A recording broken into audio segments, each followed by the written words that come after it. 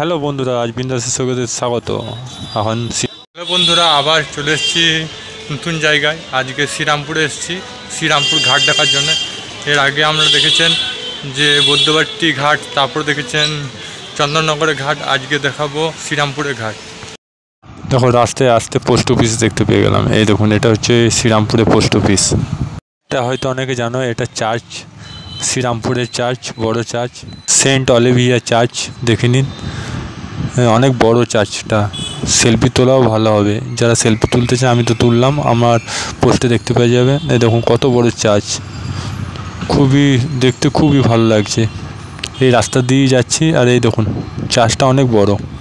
চার্চে যেতে যেতে ওখানে একটা কোর্ট দেখতে পেলাম। তো অনেক দিন পর আইনগতভাবে কোর্ট দেখার সুযোগ পাই না, তো ভিতরে গিয়ে একটু ভিডিও করে নিলাম চারিপাশে। কোর্ট জায়গাটা ফাঁকা ছিল, সেই জন্য। এমনি দিনের বেলায় ভর্তি থাকে জায়গাটা।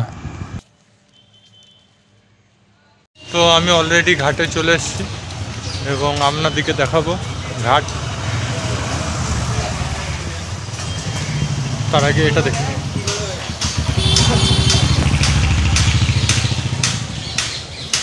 দেখলেন এটা চার্চের সামনে আছে।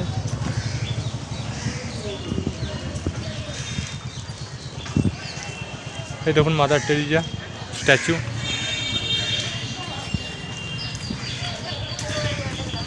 এবার আপনাকে গঙ্গা ঘাট দেখাবো। খুব সুন্দর জায়গা, সাজানো সুন্দর, পরিষ্কার পরিচ্ছন্ন, নিরিবিলি, বেশি ভিড় নেই খুব একটা। অনেকদিন পর একটা ভালো জায়গায় এলাম। সামনে দেখো হনুমান মন্দিরটা রয়েছে, তার পিছন দিকে আছে গঙ্গা। তো হনুমান মন্দিরটা সামনে দেখতে পাবো। আর এদিকে গিয়ে দেখছি অনেকে পুজো পাঠ করছে। এখানে গঙ্গা নদীতে একটা জিনিস দেখলাম, হিন্দু মুসলিম সবাই নিজে নিজে ধর্ম হিসাবে পুজো পাঠ করছে। এখানে কোনো বাধা বিপত্তি নেই, দেখে খুব ভালো লাগলো। এখানে অনেকে পুকুরে স্নান করছে, অনেক পুজো পাঠ করছে। আর খুব ভালো লাগছিলো, গঙ্গা নদীটা এত সুন্দর দেখতে লাগছিল। বিস্তীর্ণ জায়গা নিয়ে তৈরি, এবং সন্ধে হচ্ছিল আর যখন যাচ্ছিলাম, আর খুব দেরি হয়ে গেছে। আর সেই সময় একটা নৌকো বেরোচ্ছিলো, তো আমি সিনটা তুলে ধরেছি। খুব ভালো লাগছে দেখতে, নৌকাটা দেখতে খুব ভালো লাগছিলো, এবং সিনারিটাও খুব সুন্দর সন্ধেবেলার। আর একটু এগিয়ে আমার গর্ব শ্রীরামপুর দেখতে পেলাম। একটা ছবি তুলে নিলাম, ভিডিও করে নিলাম। দেখুন বন্ধুরা, অনেকদিন পর নৌকো দেখলাম।